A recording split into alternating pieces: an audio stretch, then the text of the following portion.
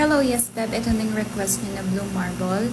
So, ayan, same base ang gamit ko, Miss Gooey. And the blue gel is Reka or Gel Shade 100. So, ganito lang yung ginagawa ko, guys. After that, ang gagamit namin ay blue gel, blooming gel, tsaka white gel.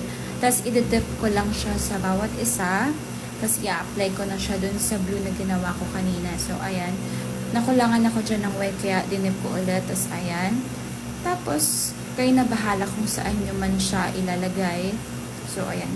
Super dali niya. Dati kasi, Beb, ang ginagawa ko is nag-a-apply ako ng blooming gel sa buong polish. Kaso, ang OA ng pagkalat niya.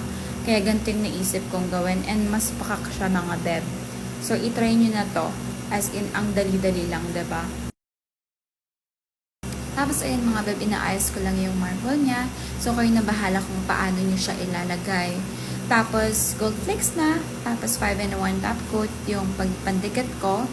Tapos, yun, i-apply ko lang siya isa-isa. Ayan, kung gaano kadami ang bit mo. Tapos, i-seal mo ulit siya ng pandikit or 5-in-1 top coat. So, ayan. Diba mga Beb, super dali lang niya. So, itry nyo na to. And, syempre, kailangan mo siyang i-top coat. JL Steel top coat. The best.